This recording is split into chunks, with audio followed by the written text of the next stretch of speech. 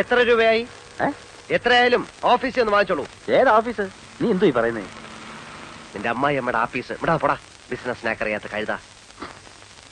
താമസിക്കോ? ഓ sir, ഉച്ചയ്ക്ക് ഊണിന് വണ്ടി വേണ്ട, ഞാൻ മാനേജ് ചെയ്തോളാം. Oh, good morning sir. Good morning. ഒരു നല്ല ടാക്സി പോലും കിട്ടാനില്ല. എങ്ങനെയുണ്ട് സെയിൽസ്? തരക്കേടില്ല. നമ്മുടെ പ്രോഡക്റ്റ് നല്ല മൂവ്മെന്റ് അല്ലേ? ഒറ്റ കുപ്പി പോലും വിറ്റിട്ടില്ല. അങ്ങനെ വരാൻ വഴിയില്ലല്ലോ. ഈ എറണാകുളത്തൊക്കെ പ്രോട്ടോബി ഭയങ്കര സെയിൽസ്, കിട്ടാനില്ല. ഈ ഗർഭശുശ്രൂഷയ്ക്ക് പറ്റിയ ടോണിക്കാണ്. മിനറൽസ്, പ്രോട്ടീൻസ്, ഹോർമോൺസ്, വൈറ്റമിൻസ് എല്ലാം ഉണ്ടല്ലോ. വെറുതെ പുഴു അടിക്കാതെ ആശാനെ, നെല്ലിക്ക വൈനിൽ ഏതാണ്ട് അരച്ചു കലക്കി ഉണ്ടാക്കുന്ന സാധനമല്ലേ.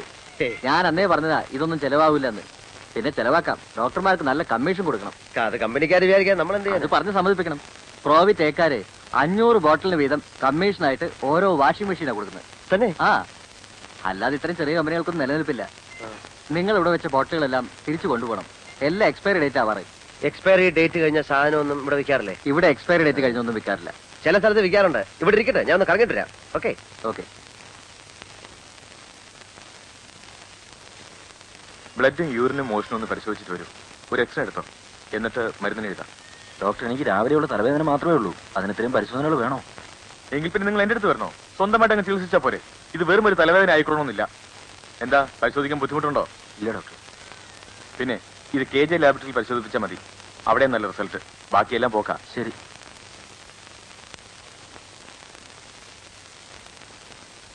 Good afternoon doctor. I am Shivshankar from proto pharmaceuticals. ഇരിക്കും. ഞാൻ മുമ്പൊരിക്കൽ ഡോക്ടറെ വന്ന് കണ്ടിരുന്നു. ഓ, ഞാൻ ഓർക്കുന്നില്ല. ഞങ്ങളുടെ പ്രോട്ടോ ബീറ്റ് ടോണിക് വളരെ എഫക്റ്റീവാണ്. പക്ഷേ ഡോക്ടർ ഒന്നുപോലെ ഇതുവരെ എഴുതിയില്ല. ഇത്തരം ചെറിയ കമ്പനികൾ ഞാൻ എഴുതാറില്ല. ഞങ്ങളുടെ കണ്ടെന്ന് നോക്കണം ഡോക്ടർ. അതിന്റെ ആവശ്യമില്ല. ടോണിക്കുകളുടെ ബഹളമാണ് ഇവിടെ. പിന്നെ ഈ ടേബിൾ ഫാൻ കണ്ടോ? കണ്ടു. അത് പ്രോവി തേക്കാരുടെ കോംപ്ലിമെന്റ്സ് ആണോ? പിന്നെ ഈ ടേബിൾ കണ്ടോ? കണ്ടു. വിറ്റ ബീറ്റോളുകാരുടെയാണ്. ദാ ബ്യൂറോ. മനസ്സിലായി, എനിക്ക് മനസ്സിലായി. ഞങ്ങളുടെ കമ്പനിയും കോംപ്ലിമെന്റ്സ് കൊടുക്കുന്നുണ്ട്. പക്ഷെ എല്ലാവർക്കും ഇല്ല. ഡോക്ടറെ പോലെ നിറയെ പ്രാക്ടീസ് ഉള്ള ആൾക്കാർക്ക് മാത്രം. എന്തൊക്കെയാണ് നിങ്ങളുടെ compliments?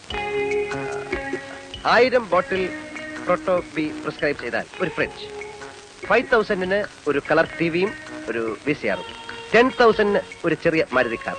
Oh really, that's interesting. എന്താ നിങ്ങളുടെ ടോണിക്കിന്റെ പേര്? Proto B health tonic haemoglobin syrup with vitamin B12 and sorbitol. ഗർഭശുശ്രൂഷയ്ക്ക് പ്രോട്ടോ ബി.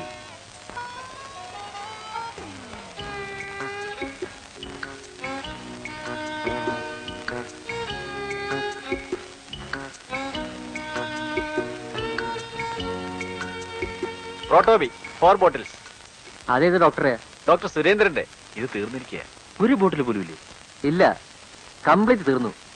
ഇപ്പൊ തന്നെ എത്ര ചീട്ടാ വന്ന് മടങ്ങിപ്പോയെന്നറിയോ? ഡോക്ടർ പറഞ്ഞിരുന്നു കിട്ടാൻ ഭയങ്കര ഡിമാൻഡാണെന്ന്. അതുകൊണ്ട് 4 വാങ്ങി വെച്ചോളാൻ. ഇനി എന്ന് വരും? 2 ദിവസത്തിനകം വരുത്തി തരാം. വേറെ എവിടെയെങ്കിലും കിട്ടുമോ? എല്ലാ മെഡിക്കൽ ഷോപ്പിലും ഔട്ട് ഓഫ് സ്റ്റോക്കാ. അന്വേഷിച്ച് നോക്ക്. എന്താ അസുഖം നിങ്ങൾക്ക്? തലവേദന. സൂര്യൻ ഉദിച്ചാൽ അപ്പം തുടങ്ങും. ആ, വേറെ എവിടെയെങ്കിലും കിട്ടുമെന്ന് ഞാൻ നോക്കട്ടെ. ആ റെപ്രസെന്റേറ്റീവ് ആള് കൊള്ളാമല്ലോ. കഴിഞ്ഞ 1 മാസമായിട്ട് ഞാൻ പട്ടി ചന്തയ്ക്ക് പോകുന്ന പോലെ പോവാന്നല്ലാതെ ഒറ്റ ഒരുത്തൻ ചിറ്റ എഴുതണ്ടേ. ഇപ്പൊ മെഡിക്കൽ ഷോപ്പുകാർക്ക് എന്നെ കാണുമ്പോ പുച്ഛമാ. കമ്പനിക്കാര് പറയുന്നത് ഞാൻ വർക്ക് ചെയ്യാഞ്ഞിട്ടാണ്. അല്ലേ മതി. ഓരോരുത്തരും 1000 ബോട്ടിൽ വെച്ച് എഴുതിയാലേ നീ ഫ്രിഡ്ജും VCR-ഉം TV-യും ഒക്കെ എവിടെ നിന്ന് എടുത്ത് കൊടുക്കും? ഞാൻ എവിടുന്ന് കൊടുക്കാനാ? പിന്നെ എടാ, എല്ലാരും കൂടെ ഉത്സാഹിച്ചൊന്ന് എഴുതി ഒരു 10,000 ബോട്ടിൽ ഇലവായ എനിക്കൊരു 8,000 റുപ്യ കമ്മീഷൻ കിട്ടും. പിന്നെ ഞാൻ ഈ ജോലിക്ക് പോകുന്നില്ലെങ്കിലോ? പിന്നെ ഇവന്മാര് കോംപ്ലിമെന്റ്സ് വാങ്ങിക്കാൻ വീട്ടിൽ വരുമോ? വീട്ടിൽ പറ്റേ അപ്പൊ കൊടുക്കാൻ കോംപ്ലിമെന്റ്സ്. അയ്യോ, അപ്പൊ ജോലി ഈ നാട്ടിലാണ് ജോലിക്ക് പഞ്ഞം.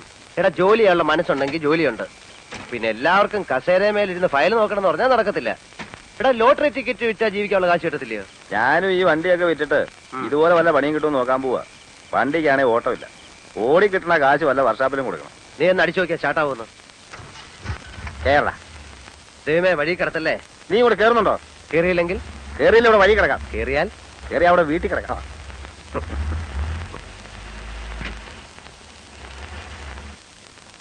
എന്റെ ഏട്ടാ, ഞാൻ പറഞ്ഞ കേക്കണ്ടേ? ഉച്ചയ്ക്കാണെങ്കിൽ കഴിച്ചു വരുത്തി. അയാൾ വന്ന് വഴക്കുണ്ടാക്കണ ഇത് ആദ്യമൊന്നല്ലല്ലോ.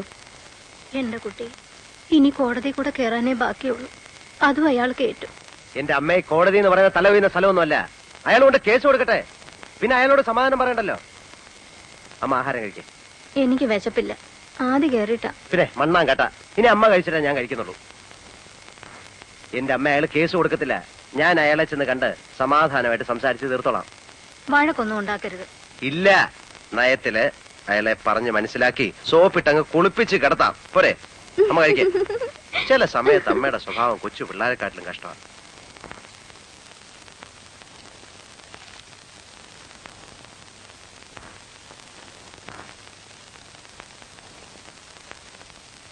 എന്തു വേണം? ഞാൻ ചേട്ടനെ ഒന്ന് കാണാമെന്ന. കണ്ടോളൂ. അതല്ല. ഏതല്ല? എടാ, എന്റെ നിഴല് കണ്ടാ മുങ്ങി നടക്കണ നീ എന്നെ കാണാൻ വരെ. എന്താണാവോ ഉദ്ദേശം? ചേട്ടൻ വീട്ടിൽ വന്നു എന്നറിഞ്ഞു. അമ്മ ആകെ വിഷമിച്ചിരിക്കുക. ഞാൻ പറയുന്നത് ശരിയല്ലെന്നറിയാം, എന്നാലും കുറച്ചാളൂടെ ക്ഷമിക്കണം. മാസാമാസം ഞാൻ കൃത്യമായിട്ട് പലിശ തന്നോളാം. 1 കൊല്ലത്തിനുള്ളിൽ കടം വീട്ടുകയും ചെയ്യാം. എവിടെ നിന്നെടുത്ത് വീട്ടും? എനിക്ക് എന്നെ വിശ്വാസമല്ല. ഞാൻ എന്റെ വഴി നോക്കിക്കോളാം. മേനോൻ ചേട്ടൻ എന്നെ എന്ത് വേണമെങ്കിലും ചെയ്തോ, എന്റെ അമ്മയെ വിഷമിപ്പിക്കരുത്. എടാ, നിന്റെ അച്ഛൻ ചെയ്ത ചതിക്ക് നിങ്ങളൊക്കെ അനുഭവിക്കണം. 3 മാസത്തെ അവധിയും പറഞ്ഞ് വാങ്ങിച്ചോണ്ട് പോയതാ. ഇപ്പൊ കൊല്ലെത്രയായി? മുതലുമില്ല, പലിശയില്ല. ഇനി നിങ്ങളടുത്ത് ഞാൻ വരണില്ല. ഇവിടെ നീതി നിയമമുണ്ടോ ഞാനും നോക്കട്ടെ. ഞാൻ കാല് പിടിക്കാൻ ചേട്ടാ. ഇറങ്ങിപ്പോടാ തെണ്ടി കള്ള വർഗങ്ങള്. ഇത്രയും നേരം തന്റെ കാല് ഞാൻ പിടിച്ചത് തന്റെ അച്ഛന്റെ കൂട്ടുകാരനായതുകൊണ്ട് ഇടിച്ചതിന്റെ ഷേപ്പ് ഞാൻ മാറ്റിക്കളയും. താൻ എന്നെ കോടതി കയറ്റല്ലോ. കേറ്റൂടാ. ഞാൻ കോടതി കയറുന്നത് തന്നെ കൊന്നിട്ടായിരിക്കും. താൻ ആണാണെങ്കിൽ എനിക്ക് വക്കീലോട്ട് സഹിക്കണോ? അന്ന് എന്റെ മരണോ? എന്താ കാണണോ? എടാ ശിവൻകുട്ടി, നീ പോക്കിരുത്തരാ അതെ, കാട്ടെ. പോക്കരുത്തരാ. താൻ എന്തോ ചെയ്യും? ഞാനും ചെയ്യില്ല. എന്നെ കോടതി കയറ്റണ്ടേ? അത് ഞാൻ എന്റെ ഇഷ്ടം പോലെ ചെയ്യും. ഞാൻ ചിലപ്പോ കേട്ടില്ലെന്ന് വരും. അതിന് നിനക്കെന്താ നഷ്ടം? എനിക്ക് നഷ്ടമൊന്നുമില്ല. നഷ്ടപ്പെടാൻ പോകുന്നത് തനിക്കായിരിക്കും, മറക്കണ്ട. ഇല്ല, മറക്കില്ല. താനെന്തോ നോക്കി പേടിപ്പിക്കുന്നത്? അങ്ങനെ ഫീൽ ചെയ്യുന്നുണ്ടോ? ആ, കളിക്കല്ലേ. ആരോടാ ദേഷ്യപ്പെടുന്നേ? അത് നമ്മുടെ ശിവൻകുട്ടി നാക്കെടുത്ത തമാശ പറയൂ. അല്ല, പാരമ്പര്യമായിട്ട് അങ്ങനെയാ. അപ്പൊ കാണാം. കാണണം. കാണണം. കാണണം. എന്താ പറയാ? ഇപ്പോഴത്തെ കാലത്ത് ഇത്തിരി പോക്കിരിത്തരമില്ലാതെ ജീവിക്കാൻ പറ്റത്തില്ല.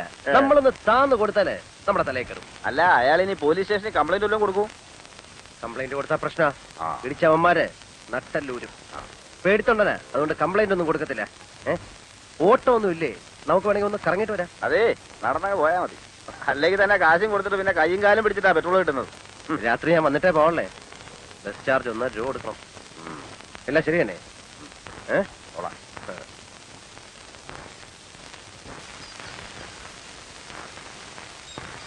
ആ, ശിവൻകുട്ടി വന്നു. ഏട്ടനപ്പോ വന്നു. പഞ്ചസാര വാങ്ങിച്ചോടാ. പഞ്ചസാരയും അരി മുളകും ഒക്കെ ഉണ്ട്. ഞാൻ വിചാരിച്ചു മറക്കുന്നു. നാളെ രാവിലെ ബാലന് കാപ്പി കൊടുക്കണത് എങ്ങനെയാണെന്ന് വിചാരിച്ചു വിഷമിച്ചിരിക്കുകയായിരുന്നു. ഏട്ടത്തെയും മോളൊക്കെ സുഖമായിരിക്കുന്നില്ലേ? സുഖമൊന്നുമില്ല. പ്രേമേ, എന്താ? ഏതാടി സാരി? വല്യേട്ടൻ കൊണ്ടുവന്നതാ. നീ ബാഗ് എടുത്ത് അകത്ത് വയ്ക്ക.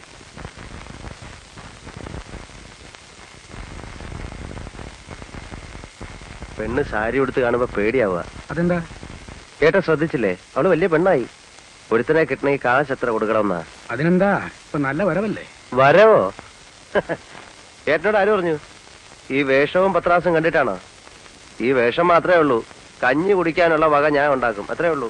എടാ, മൂത്തോര് പറഞ്ഞാൽ കുറച്ചൊക്കെ അനുസരിക്കണം. നല്ലൊരു സ്ഥലത്ത് കൊണ്ട് ഞാൻ നിർത്തിയതല്ലേ. ആരെ കൊണ്ടൊക്കെ പറയിപ്പിച്ചിട്ടാ ഗോവിന്ദൻ കോൺട്രാക്ടർ സമ്മതിച്ചെന്നറിയോ? മാസം 1800 രൂപ ശമ്പളം. ഒന്ന് കണ്ണടച്ചാ കാശ് വേറെ. അതിട്ടിട്ട് പോകും. സിവിൽ എഞ്ചിനീയറിംഗ് ഡിപ്ലോമ ഹോൾഡർ മരുന്ന് സഞ്ചിയും തൂക്കി പിടിച്ച് നടക്കുക. അതാകുമ്പോ ഇങ്ങനെ വേഷം കെട്ടി നടക്കാൻ പറ്റില്ലല്ലോ അല്ലേ? അതെ, അതൊരാശാണ് ഏട്ടാ, നല്ല വേഷം ധരിച്ച് നടക്കാൻ. പഠിക്കുന്ന കാലത്ത് 2 മുണ്ടും 2 ഷർട്ടും ഇട്ടാ ഞാൻ 1 കൊല്ലം കഴിച്ചിട്ടുള്ളത്. നടന്നോ? ആര് പറഞ്ഞു വേണ്ടെന്ന്? പക്ഷെ അമ്മയും പെങ്ങളെയും പട്ടിണിക്കിടരുത്, എനിക്കതേ പറയാനുള്ളൂ. അമ്മയും പെങ്ങളും എന്റെ മാത്രമല്ലല്ലോ. ആവുന്ന കാലത്ത് ഞാൻ സുന്ദരമായിട്ട് നോക്കിയിട്ടുള്ളതാ. ഇപ്പൊ എനിക്ക് കുടുംബമായി. ഒരു സർക്കാർ ഉദ്യോഗസ്ഥൻ എന്ത് കിട്ടുമെന്ന് അറിയാമല്ലോ. കുടുംബം നോക്കിയ കഥയൊന്നും ഏട്ടൻ പറയണ്ട. മാസം 300 രൂപ വരും. പിന്നെ ഇവിടെ ഉണ്ടാവണ തേങ്ങയും പാലും വിറ്റാ ഞങ്ങൾ കഴിഞ്ഞത്. ഏട്ടനെ ഞാൻ കുറ്റം പറഞ്ഞതൊന്നുമല്ല. എന്താടാ ഏട്ടനോട് പറയണേ? അവൻ അവന്റെ കുടുംബം നോക്കണ്ടേ? എല്ലാ കാലവും അമ്മയും പെങ്ങളും അനിയനെന്നും പറഞ്ഞിരുന്നാ മതിയോ? അവൻ പറഞ്ഞോട്ടമ്മേ, ഞാൻ കിടന്ന് വെള്ളം കുടിക്കുന്ന ആർക്കും മനസ്സിലാവില്ല.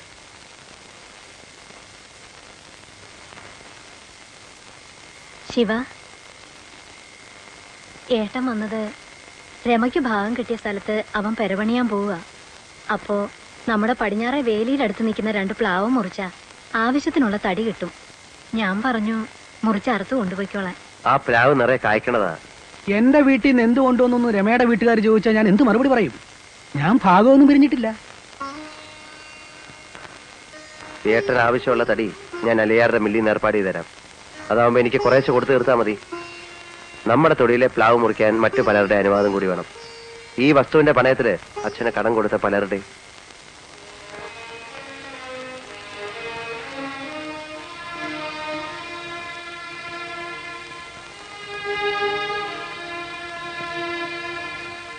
ഇത് കണ്ട് തൃപ്തി വന്നില്ലേ ഇതുവരെ? കിടക്ക വിരിച്ചു.